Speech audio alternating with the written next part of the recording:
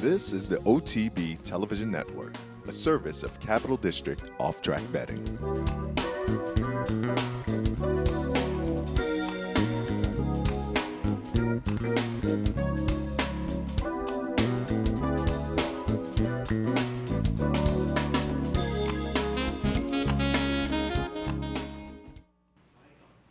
Good morning and welcome to Racing Across America for this Tuesday morning. I'm Seth Merrill. Thanks for tuning in. Coming up a little later on the show, we will be visited by Ellen Harvey. She's the Executive Director of Harness Racing Communications. Last week with the calendar, the page turning 2013 to 2014, we were asking a lot of the guests for some of their highlights of the 2013 racing season. We wanted to reach out and get some of the highlights on the sulky side of the game, because obviously here at Capital OTB, we have plenty of harness fans, myself included among them. Certainly during 2013 here on this program, we focused in on some of the highlights during the 2013 racing season.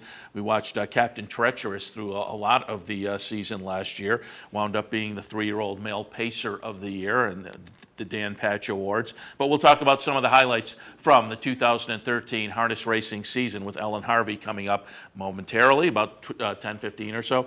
Bottom of the hour, our weekly visit from Gary Johnson. He gets back in the mix with Beulah. Beulah took a little bit of a holiday break, so Gary was off for a couple of weeks, and then last week he was scheduled to jump back on board, but the weather took its toll, and so it's been a while since we've had Gary on. We will tap in and get some of his thoughts on Beulah Park for this afternoon, and our weekly visit also from Michael Chamberlain at Turf Paradise. We'll talk to him a little bit about what's going on there this afternoon, and also project out to the weekend. Still a little too early to know the entries, but we will talk about their upcoming Cotton Fitzsimmons, which is going to be held on Saturday, $75,000. These are 4-year-olds and up, going a mile on the turf at Turf Paradise, so a nice day of racing for them Saturday. The nominations are in, and Michael talked to the racing secretary and got some thoughts on some of the horses that may show up on Saturday. So again, we'll project out a little bit for the stakes race, as well as getting some ideas for this Tuesday afternoon of racing down at Turf Paradise. A couple of stories that came out at the end of last week, and I didn't get a chance to pull them out of the pile when I was doing news at the end of last week on the show. I mentioned this one on Loose on the Lead on Sunday. I'm pretty sure I did not mention it here on this show, though. I just wanted to reiterate, this is not good news from Fairgrounds, certainly. Fairgrounds canceled 4 stakes races and reduced purses in other stakes races after announcing a decline in handle. They've canceled the Tiffany Last, the Alum Lacombe, the Black Gold Stakes, and the New Orleans Ladies. They're out. Other stakes races took hits in the purse. The most significant, perhaps, is the Fairground Oaks, a race that's been prominent on the 3-year-old filly scene, no question about it. Fairgrounds Oaks had its purse slashed to $400,000 from $500,000, fairly significant. The Louisiana Derby did stay at $1 million, but they are quoted down there, the Fairgrounds president, as saying, given the early performance, handle performance at the meet, it's become necessary to make some reduction in purses. Unfortunately, overall handle in the U.S. dropped almost 11% in the month of December. The national trend, along with an experience in poor weather and fewer races run at the fairgrounds, has created this scenario. And, I don't know whether we can point to that December drop as a trend. I noted when those numbers came out, we talked a little bit last week, overall, in 2013, the handle went up slightly, incrementally, but that was still pretty good given the 10%, over 10% drop in December.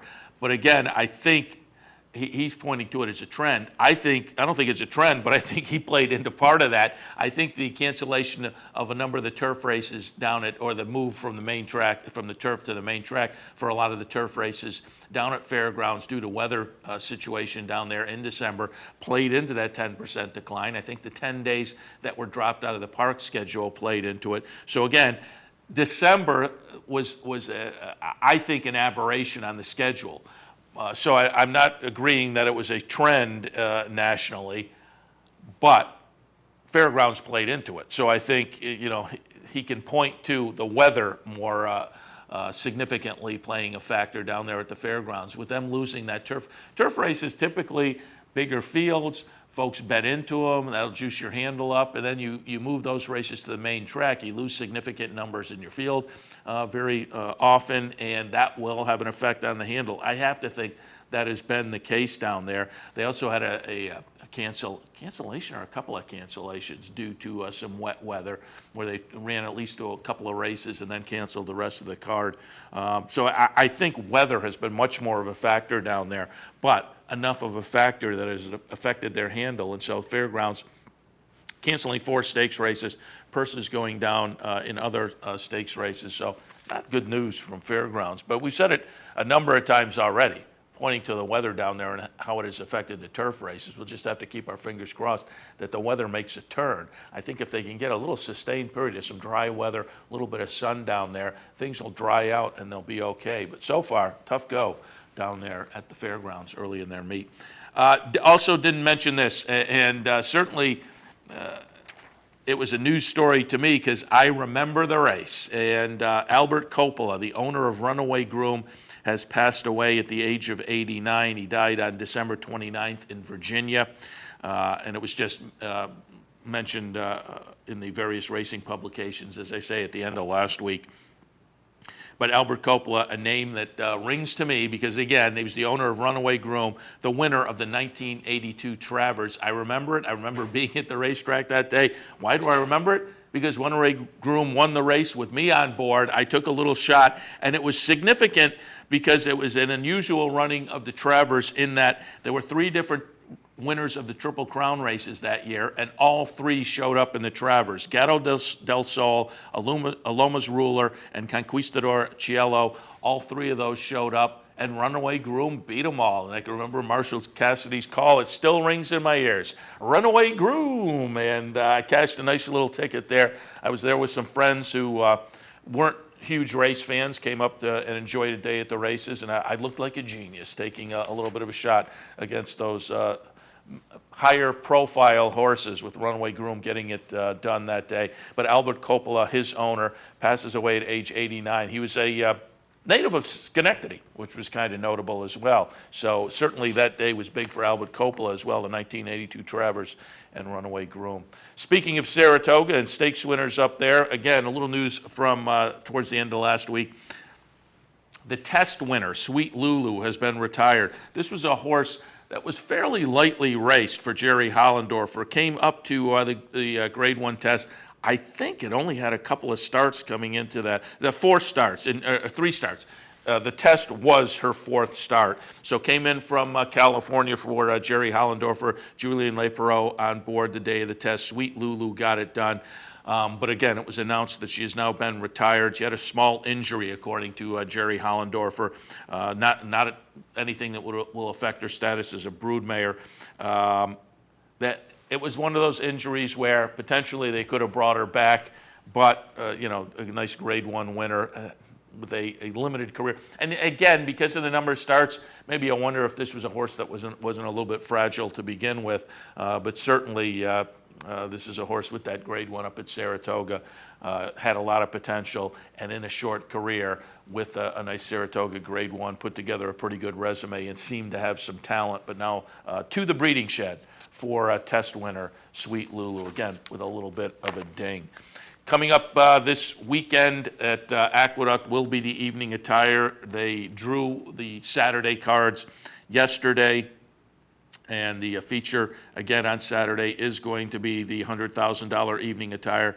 And we'll look for the return of Saratoga Snacks. Saratoga Snacks, the Bill Parcells owned horse, trained by Gary Siaka, had been scheduled to run on December 28th in the Alex M. Robb. Scratched out of that, has some chronic foot issues, but came out of a work on Monday. 50.20 over the Belmont surface, and Gary Siaka said he came off the track bouncing. The assistant had to grab him and bring him back to the barn. He was rearing up and jumping. So it looks like all systems are go. We'll hope that Saratoga Snacks gets back. Saratoga Snacks has been very competitive, obviously, in the New York bred stakes ranks. They gave him a test, and as they should. You don't know where the ceiling is until you step outside. And they gave him a shot in the Cigar Mile. and he just had a poor start and was out of it from the get-go there. So it was going to be interesting to see him maybe get back online in that Alex Robb against the New York Breds. Missed that, but now comes back in the evening attire on Saturday. So it should be an interesting stakes race to keep our eyes on coming up this weekend down in New York. Down in South Florida, Holy Bull 3-year-olds, Holy Bull potential starters on the 3-year-old trail, worked out over the past couple of days, and leading the group, Cairo Prince from Karen McLaughlin, who, what are we going back 2, maybe 3 weeks, put in a little bit of a dud of a workout. And Karen McLaughlin was not happy with the workout and had that horse working in company and didn't feel the workmate was up to the task perhaps. So Karen said, We'll get another workout in shortly, and I'll team them up with some different horses and see what we can do. So going back a week, they did get that follow-up workout in, 59 and change, and then just Sunday, Karen McLaughlin's Cairo Prince worked in 59 and change again. So a couple of nice workouts after a little bit of perhaps a dud going back, as I say, 2-3 weeks ago for Cairo Prince, but now back-to-back nice workouts. So it looks like Cairo Prince back on his toes, aiming for that Holy Bull. Also coup de grace for Chad Brown, a nice 5-furlong workout in 1 minute, 0.75. Intense Holiday, who goes out for Todd Pletcher, and this is Todd Pletcher, as always at this time of year, loaded. This is one that maybe is a little under the radar for Pletcher, but Pletcher's Intense Holiday worked in 1 minute, 0.35. And Almost Famous, the kind of interesting horse from Pat Byrne, worked in also 1 minute and change, and that was his first recorded workout in 4 weeks. So there are some of the 3-year-olds that potentially are looking at the Holy Bull and their workouts, and that 3-year-old trail down at Gulfstream is going to be very intriguing. We've already said the 3-year-old series over at Fairgrounds should be interesting, and it's always interesting at Oaklawn. So things are heating up on the Triple Crown Trail. 3-year-olds on the girls' side of the page. Sweet Reason, who we remember winning the Grade 1 Spinaway up here for Leah Giamatti, breezed 3 furlongs and 37.71 Monday morning on the Belmont training track, galloped out 4 furlongs in 52. Giamatti said she's keeping all her options open. The Busher on February 1st might come up a little bit too soon, but again, they're looking at all of their options. So we'll wait for the 3-year-old debut of Sweet Reason, again, the winner of the Grade 1 Spinaway up here at Saratoga last summer. Barati, who was at some point during the week, we'll watch this race. Going back to Friday, a maiden special down at Aqueduct. Barati coming out of the Carolyn McLaughlin Darley Barn, second career start, won pretty convincingly at 5-1 after running, I think, 5th in the career debut. But Barati now off of that race, Karen McLaughlin stated, and a quote, "This was a wow race for us." And they're now looking on getting this one onto the 3-year-old trail in New York. So they're looking at the Withers, but potentially the Gotham, moving on to the Wood. So Barati, and again, at some point this week, we'll pull up that maiden special race and give you a look at Barati, because it is that time of year. Coming out of some of these races are going to be horses that we don't know whether they'll make it to the Derby or not, but these are horses that will certainly be interesting to watch on the trail in some of these races, and there will be some potential value in those lead-ups to the Triple Crown at the various circuits, New York, Fairgrounds, Oaklawn, and Gulfstream. So another one that we'll keep our eyes on, Constitution for Todd Pletcher. Constitution won on Saturday down at Gulfstream. Got a buyer figure of 84. Pletcher has said of Constitution, I wouldn't rule anything out at this stage of the game for his next start, but an allowance would probably be the most logical place to bring him back. But certainly a nice win for Constitution and Pletcher on Saturday down at Gulfstream. Just again, some 3-year-olds we'll be keeping our eyes on. All right, that brings us up to our first break of the hour. As noted, after this break, we'll be joined by Ellen Harvey. She is the Executive Director of Harness Racing Communications. Just going to get some of her thoughts on the 2013 racing season highlights on the harness side of the game. Certainly there were some big names, some of them we followed during the year. Last year, foiled again, Be a Magician, Captain Treacherous, some big names on the human side as well, had some nice accomplishments during the 2013 season, and some news with the Meadowlands in particular in their new facility. So we'll talk a little bit about highlights from the harness side of the game right after this break. Stay tuned. I'm Mark Cassano. Join me Saturday mornings at 10 for Down the Stretch. We'll inform, analyze, and welcome in the biggest names in racing. So join me Saturday mornings at 10 for Down the Stretch, right here on the OTB Television Network. Here in upstate New York, no one provides bettors with more wagering options than Capital OTB. Our network of branch and easy bet locations stretches from the mid-Hudson Valley all the way to the Canadian border and west to central New York. So whether you need to place a bet, fund your Capital Bets account, or watch the next big race, all the action is just around the corner. A full list of our branch and easy bet locations can be found online at capitalotb.com. Capital OTB, the better and most convenient choice for wagering in upstate New York. Wagering at capitalotbbet.com is as easy as 1, 2, 3. 1. Capital Bet TV, the fastest and easiest online wagering experience where you can monitor 5 different tracks simultaneously. 2. Capital Bet Express. Its straightforward program layout and interactive handicapping information lets you build your wager quickly and efficiently. And 3. Capital Bet Pro, designed especially for the professional horse player. CapitalOTBBet.com. Log on today.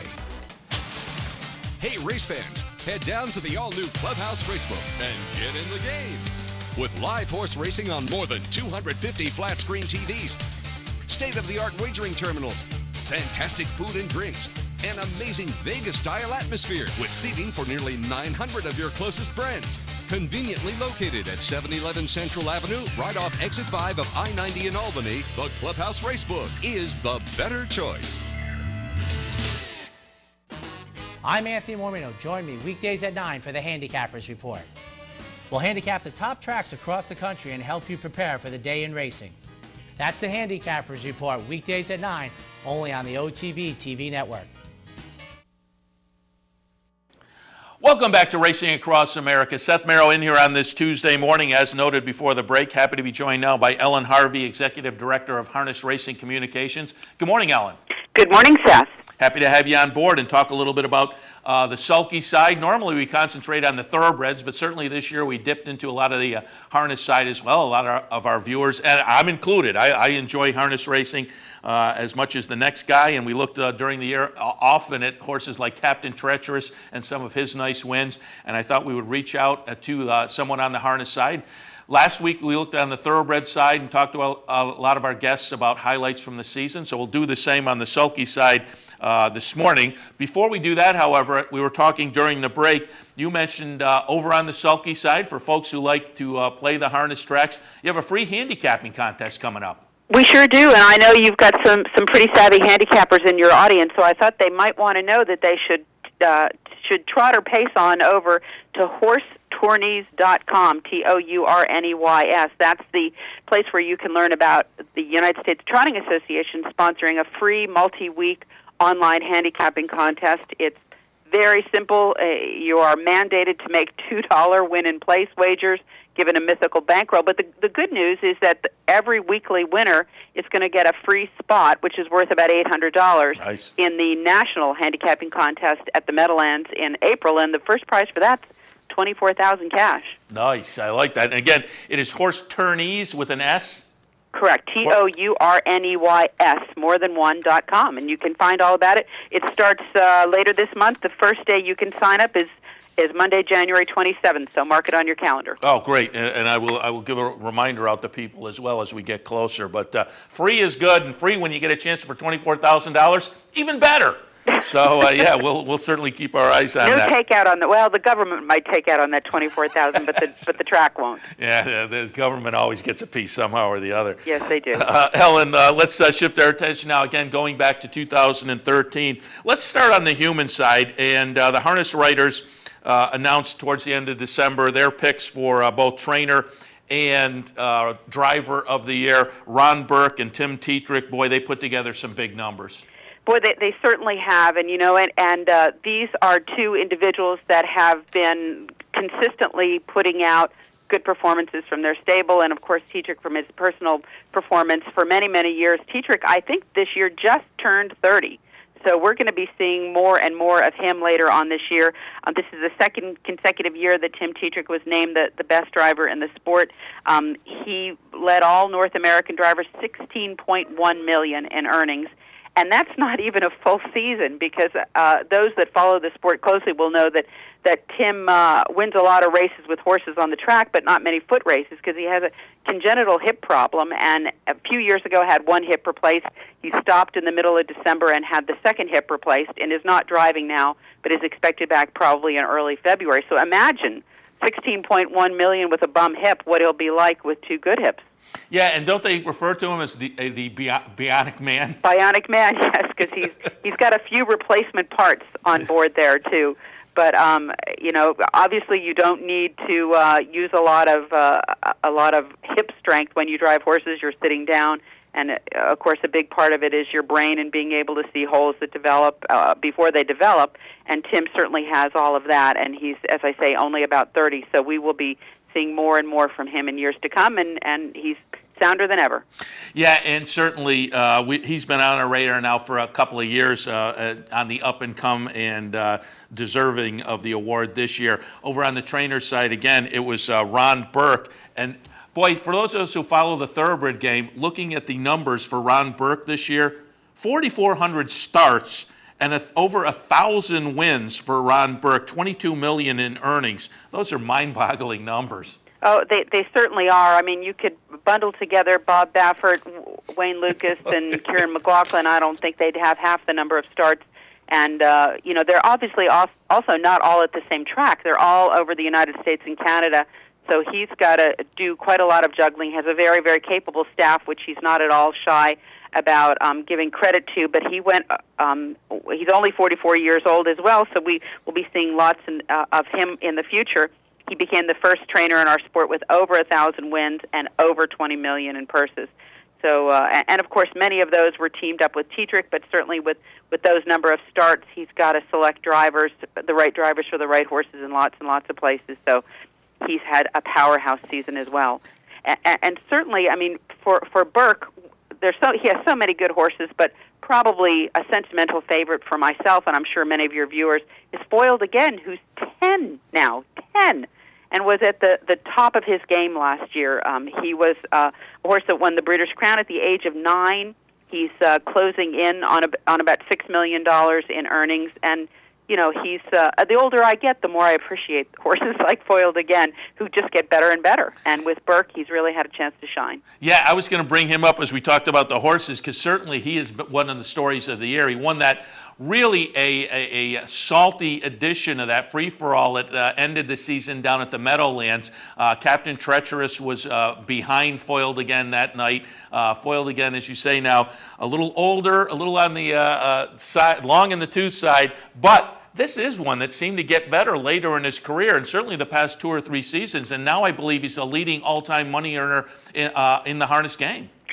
He is. There's one horse in Europe who's just a little bit ahead of him, and with the exchange, his money is counted in euros, ours are counted in dollars, and with the exchange rate, unfortunately, looks like Foiled Again comes up just a little shy. But I don't know, I have a funny feeling that Foiled Again's going to be going on and on and on like the Energizer Bunny, and the horse in Europe might not be quite so much that way. And he's not a real physically impressive horse. It's not like he's a great big huge horse, and you sometimes wonder, does he have wings under there someplace? But he just, as does Captain Treacherous, once they get in front, really don't want to see anybody go by them, and there's no amount of pressure on most occasions that can get a horse past Foiled Again. And I'm sure you saw that race, the TVG final at the Meadowlands on their second weekend, and he was a refuse to lose kind of attitude in an animal that you don't often see. Yeah, we pulled that one up on the show. That was one of the harness races we looked at because, as I say, as a year-end race, that was really special. And I'm just looking at the press release here on the Dan Patch Awards and noting I kind of cut my teeth in the game when I first got in, and this goes back to those days on the harness side. I went up here to the Saratoga Harness Track, which is right in our neighborhood, and for a few years I was really into that. And I always say that's a great the harness game is a great way to get involved because they're all mile races. And so one of the pieces is taken out of the puzzle, and it's a little bit easier to handicap, and it's a great way to get in. And I still watch a lot, even though I've tilted a little more over to the thoroughbred side. I still enjoy it. But again, I wanted to go back. Looking at the press release, foiled again, Dan Patch Award winner being named Older Male Pacer of the Year for the third consecutive year. And who does he join? Rambling Willie. Now there's a blast from the past. Yes, Rambling Willie, who spent his last years at Kentucky Horse Park. He was a tough old campaigner as well. And I mean, I'm sure that if you saw quite a few harness races there at Saratoga, you saw that our horses, for the most part, even at the highest level, race pretty much every week. They race, with very rare exceptions, always at a mile. So, you know, for myself as a fan, I have worked in the thoroughbred industry and betted as well. There's so many variables in both kinds of racing, but there are somewhat less in harness racing because they do race more frequently.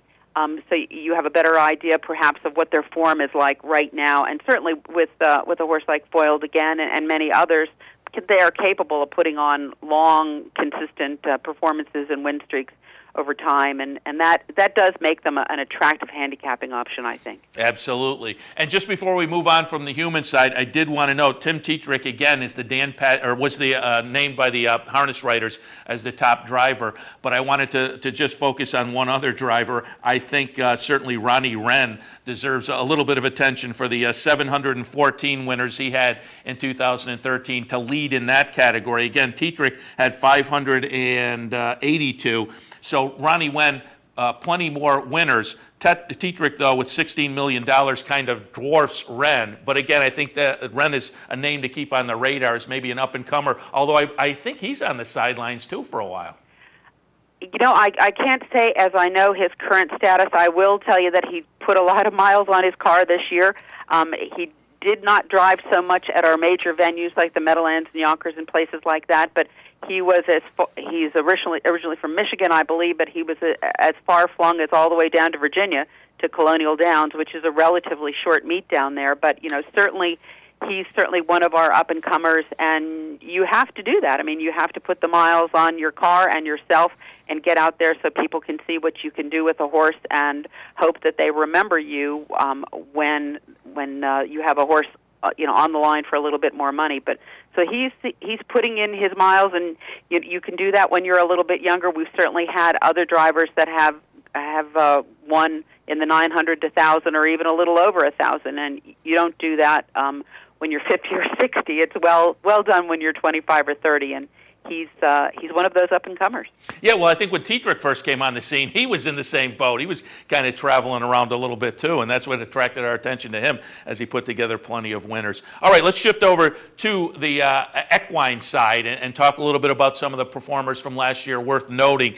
And I've got some video here, Ellen, going back to November 9th at Balmoral. We're going to watch Be a Magician, who just, what a phenomenal year she put. And as we pick up the stretch run here, she'll be sitting third on the rail. She's going to have to wait for room to open up in this race. And when it does, she gets up there and gets it done, as she did 17 times in 17 starts in 2013. I tell you, early in the season, I was watching Captain Treacherous, as I think everybody was, but as it got towards the end of the season, Be a Magician kind of was attracting attention and maybe more attention, and it's going to be really interesting to see which one of these maybe is getting awarded at your Dan Patch Awards in February. They both, Captain Treacherous got a Dan Patch Award, 3-year-old male, Foiled Again, older male pacer, as we mentioned earlier, and Be a Magician, 3-year-old filly trotter. But it will be interesting to see who might wind up to be the Pacer of the Year, Trotter of the Year, Horse of the Year at those awards coming up. But just, again, give us some of your thoughts. Be a Magician, Captain Treacherous last year. Well, it's certainly hard to improve on perfection, and that is what Be a Magician was all year. As you said, she was 17 for 17. Only Muscle Hill and Syrinx Hanover, who are both trotters, of course, have gone unbeaten at 3 and gone on to win, of course, the divisional honors. And that's going back all the way to 1975. A talented trotter is a beautiful thing to watch, but it's also kind of rare that they trot every step of the mile, every race, at week in, weekend out. Those horses are a little more prone to breaking stride, and the fact that she's been able to overcome her competition with really not a lot of effort and not ever taken a bad step, bobbled even a little bit, that's even harder to do with a trotter, and speaks well to the efficiency of her gait, and the physics of it are just hard to accomplish. There'll be an awful lot of people that say, well, Captain Treacherous, as dominant as he was and as tough as he was in so very many of his races, did not win every single one of them. And for some voters, that's quite black and white. You either win them all or you don't win them all, and some folks favor those that win them all. But I think really the very best news for all of us is that both of them will be back next year as well as foiled again.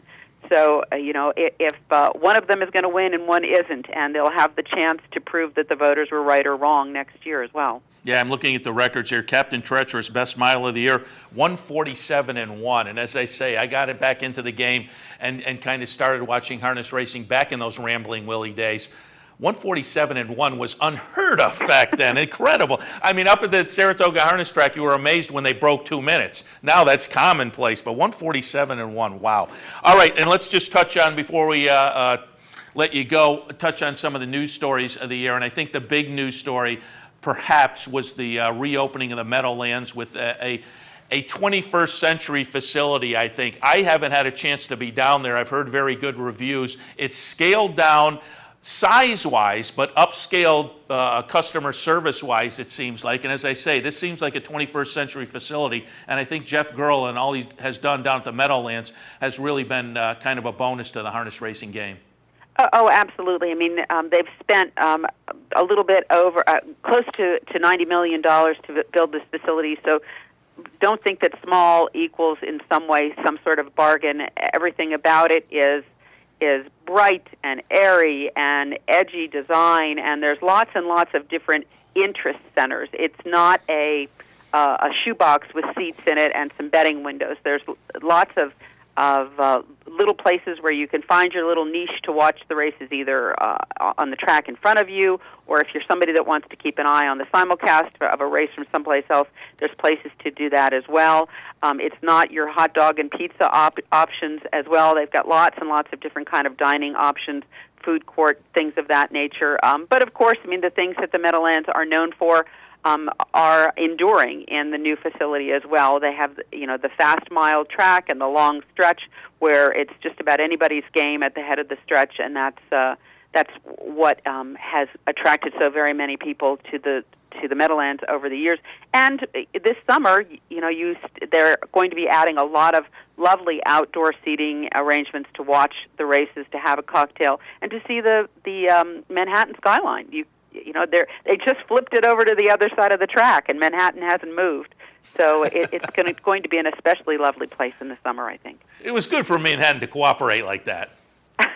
Yes, it was. They agreed to stay put, and we really appreciate that. But certainly that is great news for the harness racing game, because the Meadowlands has really been the jewel of harness racing for quite a while now, and things in New Jersey were looking dicey. But as I say, Gurl has come in and I think has done a great job down there. Ellen, just before we let you leave, I'll get, if there's anything we didn't touch on, you can bring out some highlights. Of course, there was Hambletonian Day. Brian Sears wins the Oaks and the Hambletonian with Royalty for Life. The Oaks, of course, with Be a Magician. CBS Sports Network covered that. That's always great for the sport. The Little Brown Jug. Captain Treacherous took a pass, but that's always a great day of racing as well. So just before we go, are there any highlights from the season that we didn't touch on? Well, I think, folks like myself are always looking forward to the next big thing. I'm kind of excited about Father Patrick, who was our top 2-year-old trotting colt last year, coming back to the races. He will certainly be the early season Hamiltonian favorite. The return of Foiled Again, Captain Treacherous, Be a Magician. The Pacers probably won't have an international career, but for younger horses like Father Patrick and for Be a Magician, maybe not this year, but in the future, we can look to them going over to Europe and taking on the horses over there. The connections of Be a Magician has specifically said that they're looking towards a global campaign for their horse. And, it's nice to win at home, but boy, it's nice to go over to France show them who has the best trotters as well. So I think we'll have that down the line as well. And I think, for your viewers who are in New York, another great thing to look forward to, aside from getting rid of this ice and snow, the fairs in New York. There are dozens of fairs in New York that have harness racing, and you can go on fairs.ustrotting.com. If you just want a low-key day out with the family, I warn you, you can't bet, unfortunately, at the fairs. But, that for folks that want something a little more low-key and family-friendly, that's a great thing to look forward to for harness racing for your viewers this summer as well. Yeah, I'm sorry to say I actually haven't done a New York fair, but a few years ago, well, actually I've done it a number of times, but I spent a lot of time in the summer up in Maine, and I've gone to the Cumberland County Fair up there a couple of times for nice harness racing, and you're out in the country, and you walk out of the racetrack area into the fair area, and of course there's the normal, steak on a stick and fried dough and whatnot, but you also have lobster rolls and everything. So fairs in Maine are great, but that was a lot of fun, so I may have to catch up with some of the fair racing here in New York as well. Ellen, we certainly appreciate the visit, and again, we'll check in during the year because, as I said, we have plenty of viewers that are plugged into the harness game, myself being one of them. 2013, a lot of fun with some horses that were fun to watch in 2013 and are going to be equally as fun to watch in 2014. Again, thanks for the visit. Thank you so much, Seth. All right. Ellen Harvey, Executive Director of Harness Racing Communications. That'll take us to our next break. When we come back, Gary Johnson, Beulah Park. Stay tuned. The future of online betting is here, and only at the all-new CapitalOTBBet.com. CapitalOTBBet.com delivers a state-of-the-art wagering experience found nowhere else in horse racing. CapitalOTBBet.com. Log on today. Fascinated by the world of horse racing? Interested in honing your handicapping skills? Class is in session. Night school, Monday nights. Easy to access online. It's free, interactive, and informative for the casual and serious race fan. Horse Player Now Buzz. Live horses to watch emailed to you daily. Our eyes, your prize. Night School in the Buzz. Visit horseplayernow.com for details. Each morning on the OTB TV network, you get the very best in horse racing programming. Weekdays begin with the Handicappers Report, where professional handicappers share their selections and analysis of the day's racing. Followed by Racing Across America, a daily conversation with racing personalities from around the country. Saturdays include Down the Stretch, where Mark Casano speaks with the biggest names in racing. And Sunday mornings, it's Loose on the Lead, where Steve Bick and I offer news and a unique lineup of weekly guests. All here on the OTB TV network. Funding your Capital OTB Bet account is as easy as 1, 2, 3. 1. Easy Money. Clearly the fastest and easiest method of depositing funds into your account. Make deposits or withdrawals in just minutes. 2. Green Dot Money Pack. Gives you instant access to your funds. Green Dot Money Packs are available at thousands of retailers nationwide. And 3. MasterCard Visa. Simply click on the link from the funding page, enter your account information, and fund your account. CapitalOTBBet.com. Log on today.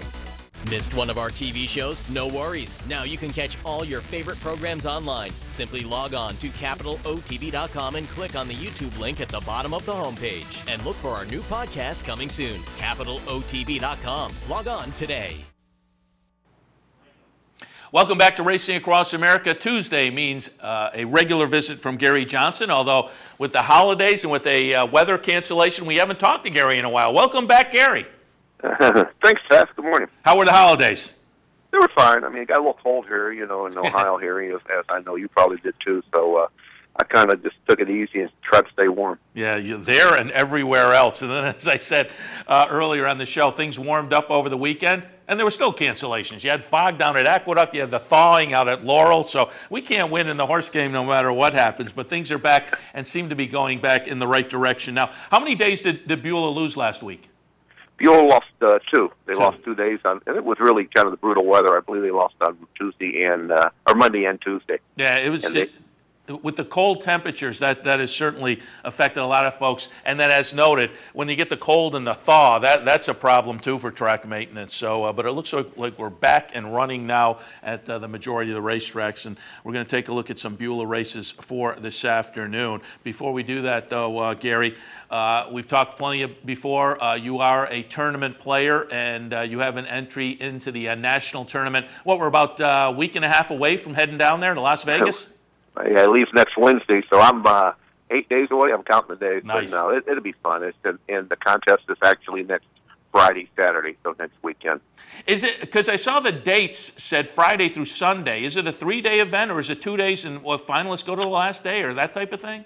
Yeah, they're kind of setting it up like a final table on poker. After the first 2 days, the top 50 scorers will make it to a final day, which would be day 3 on a Sunday.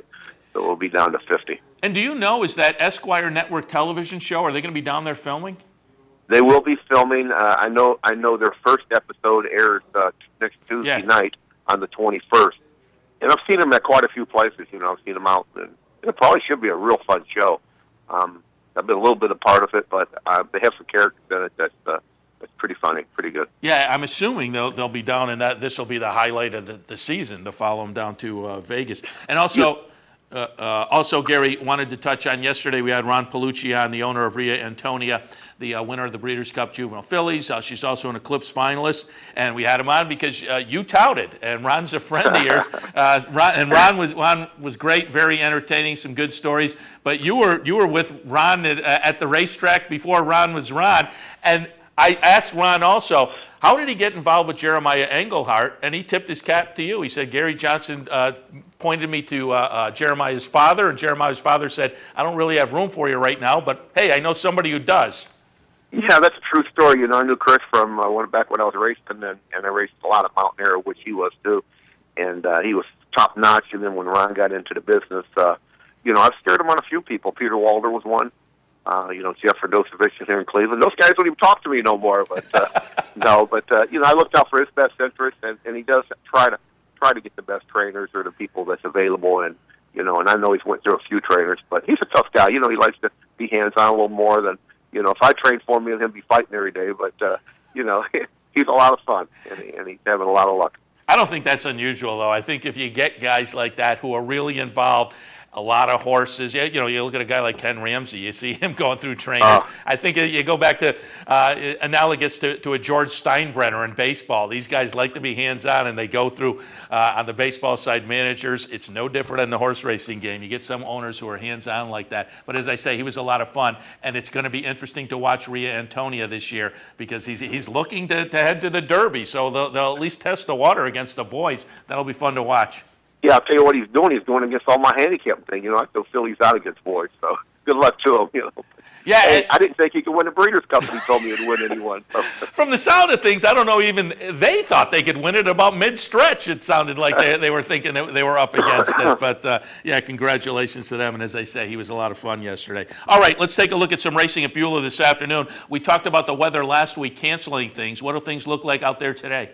Weather today actually is going to be kind of warm. It's going to be in the high 40s, maybe up to 50. Yesterday we had a real muddy track. I think it's probably going to be a little muddy early. I can't see it drying out, being right now to the 30s. So I'm going to handicap just, like a normal handicapper and let it, whatever it happens. But I really kind of going to go for a few closers here and hopefully try to get a little deep for me. All right, let's see if we can get something going in the early double and get people started. The opener today at Beulah, it's a calendar condition claimer at the $2,500 level, 3-year-olds and up. They're going to go a mile and a 16th. Yeah, the first race, I'm really a big fan of new names, and the number 4 horse, Karis Kitchen, coming in from Hawthorne. I'm going to go against this horse. I see a lot of negatives. It's going to be hugely overbet. But if you look at the speed in here, there's some serious amount of speed because, you got the 1 horse that's really fast and a few outside horses that could show speed. But the 4 Karis Kitten with a really negative trainer change, even though we got Pakar, I'm going to go against it. And my top choice is going to be the 3. Nellis Mangus. I think this horse is going to be a huge price. It's going to come from well behind, but if the speed does develop, I think we can get a decent price here at an upset. Yeah, as you say, I think that 4 is going to take a lot of money. Your 3 is 10-1 on the morning line, and you can see that perhaps drifting down. Not too much, though, because, again, I do think Karis Kitten will take some action. And as you know, comes off a little bit of a dud up at Hawthorne. The trainer switched to a 2% trainer from a 20% trainer, so it does seem like a position where maybe taking a little shot against is worthwhile. Second race today at Beulah, we have an allowance event. Non-winners are 1 other than. These are fillies and mares, 3-year-olds and up. They'll go a quick 5 furlongs. Yeah, we have there's some, normally I would go in a position like this with kind of some multiple winners, but I'm going to take a shot with a 6, Miss Valley. I mean, I'm looking again, a lot of speed in the race. She did win at Turfway, which is a lot better race than Beulah Park, and her scenario, from coming off the pace, I think is going to be a perfect setup for her. So I'm looking at a closing daily double here. And just taking a quick look at this one, that 2-1 looks very nice on this one for the reasons you stated. Comes in from Turfway. So this is what I call venue class relief. The venue change from Turfway to Beulah, I think, is a bonus. But then you get potent connections, too. Reed and Paul Carr certainly get it done out there. So yes, you do. And another angle here, we're looking at the 5-horse at 8-5 morning line. We're going to go against the morning line in the first race. David Wells had this horse. This guy's pretty tough to improve upon. I mean, I know he's got some problems now. He's not training, but you saw Dutrow had the horse, and you see David Wells. And Jake Radosevich, he's quite an caliber of those guys. So I think maybe we can go against the 5 in the second race at 8-5 also. All right, we're taking a couple of shots. So in the opening double, 3-6 is what we're looking at. And now we'll go out and wind up the day in Beulah's 8th. It's a maiden claimer at the $5,000 level. They will go 6 furlongs. Yeah, I just kind of got some bad news here in the scratches here. The 8th race was my get out race of the day. The 1-horse, just one night. We were talking training. This is huge. Charlie lost everything he's been touching, has been winning, and we're going from Rowdy Moyers and Hollingsworth over to Beulah Park to Charlie Lawson and Vergara. It's a huge trainer change. It's the best horse. It's coming out of a race where the 4th horse came back and won by 7. The first couple horses that win that maiden race were ship-ins. But here's what happened just now. The 3-horse Joe Woodard's horse scratched. So that 5-1 isn't going to hold up. No, and the 3 was an 8-5 morning line playing for 35 or 30,000, been all since May. I throw those out all day long. So I was kind of chomping at the bit on the 1-horse, with the first time Charlie Lawson. We caught a few prices with him before. But, a winner's a winner. All right. Well, as you say, if we can cash a ticket, that's all that counts. So got a few there to take a look at for this afternoon. Gary, we certainly appreciate the visit, as we always do on Tuesdays. We'll catch up to you next Tuesday when we'll wish you good luck and send you off to Las Vegas. But again, thanks for the visit and good luck this afternoon. Talk to you next week, Seth. All right. Gary Johnson, Beulah Park. And don't forget, you can find Gary's selections every racing day on the Beulah Park website. We'll take our next break. When we come back, Michael Chamberlain of Turf Paradise. Stay tuned. I'm Jeff Carl. Join me Saturdays and Sundays at 9 for the Handicappers Report. We'll handicap the top tracks across the country and help you prepare for the weekend in racing. That's the Handicappers Report. Weekends at 9, only here on the OTB TV network. I got it. Watch me. I got it. Hey! I got something that makes me want to shout. I got something that tells me what it's all about. I got a move that tells me what to do. If you don't, brothers and sisters, then you won't know what it's all about.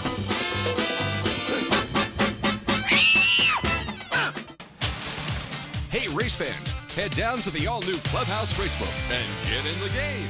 With live horse racing on more than 250 flat-screen TVs, state-of-the-art wagering terminals, fantastic food and drinks, an amazing Vegas-style atmosphere with seating for nearly 900 of your closest friends. Conveniently located at 711 Central Avenue, right off Exit 5 of I-90 in Albany, the Clubhouse Racebook is the better choice. Using CapitalOTBBet.com is as easy as 1, 2, 3. 1. Simply log on with your username and password from the homepage. 2. Fund your Capital OTB account through our Easy Money, Green Dot, or Visa MasterCard options. And 3. Place your bet on one of our 3 easy-to-navigate wagering platforms, Capital Bet TV, Capital Bet Express, or Capital Bet Pro. CapitalOTBBet.com. Log on today. This is Steve Beck. Join me Tuesday through Saturday here on OTB TV for At the Races, my Sirius XM daily news magazine of the thoroughbred industry. Handicapping, interviews, analysis, everything you could want. 6 a.m. OTB TV. Welcome back. Happy to be joined now by Michael Chamberlain at Turf Paradise. Good morning, Michael. Good morning. Happy to have you on board again, as we normally do on Tuesdays. Michael, before we get into the racing, just wanted to touch on, I found via the Twitter feed, I believe, from Turf Paradise, picture from a recent event down there. Nice event, and I just wanted to tip my cap to the folks down at Turf Paradise. You had some kids, a group of kids, from something called Camp Rainbow, which is essentially an organization that gives kids trips for, these are kids recovering from cancer, and their trip was down to Turf Paradise, group of kids. We have a shot here on the screen from one of the kids on board a horse jockey next door. And as I understand, this is something that has been done down at Turf Paradise for a number of years. That's right. We've been doing this program now for the last 16 years. It's something that everyone at the track looks forward to quite a bit. The kids from the Rainbow Kids come out, and what it is basically they come out for the morning, and the racetrack basically gives them pretty much the run of the place to check everything out. You know, we give them a nice big tour of the backside and show them all the horses up close. And kids love horses, so that's always a good thing. You know, we get them maybe a ride on a nice calm horse in the winner's circle. They get up there, we put on a little set of jockey stilts on each of them, and put them up on the back of one of the horses, and they kind of take a little walk around the winner's circle ring there. And it really is a very nice thing that the folks here at Turf Paradise do, and like I said, we're all very proud of it. Yeah, as you should be, a great event, and I just wanted to again tip my cap to the track for that. All right, Michael, let's take a look at some racing for this afternoon. What's the weather look like? Weather's going to be perfect. It's going to be actually in the mid-70s today, so we're temperatures starting to climb out here in Phoenix, and the sun is shining, so we are expecting a perfect day for racing here at Turf Paradise. All right, well, we'll kick things off. We'll take a look at race number 7. And I did not use your selection in my mix, but I said, I was on the handicapping show just earlier this morning, and I said, this is a race where I could completely whiff. I had it 3, 4, and 1, and they're all moving up. They're all moving up off of very nice efforts. But it's always a question when horses go, jump. They're not only moving up price-wise, but condition-wise. So as I say, I could completely whiff in here with my horses. You have a horse, though, that class-wise I think seems to be a pretty good fit. Race number 7 today, conditional claimer, 10 tags, non-winners of 3 lifetime. They're going 6 furlongs. Well, it's funny you said that because we have a $15,000 carryover in the pick 5 today, and the 3 horses I used were the 1, the 3, and my choice, which is the 7, Whiskey on the House. Cesar Ordaz has the ride. This horse has been off since October. Last ran up at Golden Gate on the turf. That did not go so well, but the thing that caught my eye about it was that it was a non-conditional claimer. This race is non-winners of 3. And so this last race that this horse had been running on was at this claiming price level, basically state bred 12.5 and then back to 10,000. And this horse, it was an open claiming race for that price tag. Obviously ended up running last and did get a bit of a poor trip on the occasion. But taking a look back at the races in the summer at Emerald Downs at sprinting distances on the dirt, this horse was really firing some big efforts. Even before breaking the maiden up there in August, the horse had hit the board in 5 consecutive races, then broke the maiden, won the next time out for $7,500 non-winners of 2, was actually claimed out of that race, ran second in the next sprint, then they tried to stretch out, and then they tried the turf. So I think getting back to a more familiar spot here today on the dirt in a sprint and in a race where actually the horse is dropping a bit in class, I'm going to go with number 7, Whiskey on the House. Yeah, I have no argument because, as you say, turf to dirt, sprint, route to sprint, a little bit of class relief. I said on the show I could whiff on that race because it's class-wise, it's a little bit of a puzzle. All right, 9th race today is a conditional claimer, 3,500 tags, non-winners of 2 lifetime. They are going 6.5. What in the 9th race, what we're hoping will be the payoff leg of that big pick 5 carryover, the 1 Deft Touch is my choice of the day. Second start off the most recent layoff. This is another horse that had displayed very good form in the summer before breaking the maiden. Did at Santa Rosa back in July. Then tried 1 start on the Tapeta at Golden Gate. Not maybe the best mix there either. Then took some time off. Was away for 4 months, and now is in the barn of Miguel Silva. They put the horse out first time out December 30th, finished 5th. and was caught on a 4-wide run around the turn, so lost a bit of ground there. I'm thinking the rail draw and the connections here of Miguel Silva and Carlos Silva in the saddle, I like Deft Touch to wrap up their card today and hopefully give us a nice payout on that last leg of the pick 5. What's the carryover again? $15,000, and I believe it's $15,850. Nice. All right. And before we let you go, Michael, we just want to project out to Saturday. Obviously, we don't know exactly who's going to be in the field yet. Nominations are up, though. You talked to the racing secretary and got some thoughts. Coming up this weekend, it is the Cotton Fitzsimmons on Saturday at Turf Paradise. $75,000 purse, mile on the turf, 4-year-olds and up. And some of the names you mentioned certainly seem like this could be an interesting field. We're going to watch the stretch run here of a horse that is a probable for the race. 4 Cash comes out of the November 27th Zia Park Derby. We're going to watch the stretch run there. It will be the number 1 4 Cash, upsetting that race at 16-1. So again, you're going to watch the number 1 4 Cash here, who is a likely for this weekend's Cotton Fitzsimmons. Again, give us an idea of how things are shaping up for this race. Well, this horse is actually the high weight in the handicap for the Cotton Fitzsimmons Mile 4 Cash, and so the racing secretary told me he's coming. So we like to think that that's going to be a definite when they make the draw a little later on. Red Zeus, a horse that has won consecutive stakes races here on the turf in the Walter Kluwer Memorial and the Jeff and Jack Cody Memorial. That horse is expected to go for local trainer Dan McFarland. Also, the possibility he may run AZ Ridge in the race this Saturday. And we also have nominated into the race a couple of horses that ran in the Berkeley Handicap up at Golden Gate for Neil Drysdale, Fire with Fire, and for Ron Ellis, Majestic City. I haven't heard if those are definites or just nominations in there, but if either of those names come up in the entries when they pull for the Cotton Fitzsimmons Mile, it certainly should be a great race. We're looking forward to an exciting Saturday because it's our anniversary also. Turf Paradise's 58th anniversary, and we're doing it up right. We're going to have the Cotton Fitzsimmons Mile, and that brings out a lot of the old sons, by the way, which is a great thing because all of them love Cotton Fitzsimmons, and he loved the racetrack. He was always out at Turf Paradise, so you'll probably end up seeing guys like Connie Hawkins, maybe Tom Chambers. Al McCoy came out a couple of years ago, the voice of the Suns since their inception. So it's always a fun day at Turf Paradise when we run the Cotton Fitzsimmons Mile. All right, so we'll be looking forward to that as well on the weekend. Michael, as always, we appreciate the visit. Good luck this afternoon, and again to you and the folks out at Turf Paradise on what is shaping up to be a nice Saturday out there as well. And we'll probably recap that when we have you in next Tuesday, so we'll talk to you then.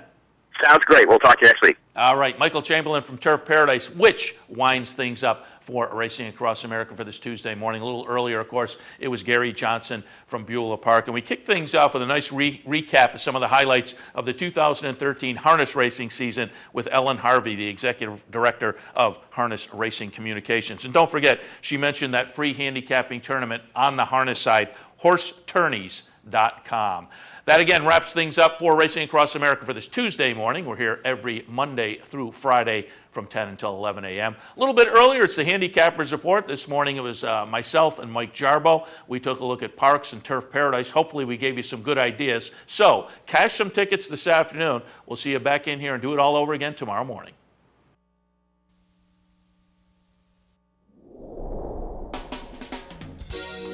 You're watching OTB TV, a service of Capital Off-Track Betting.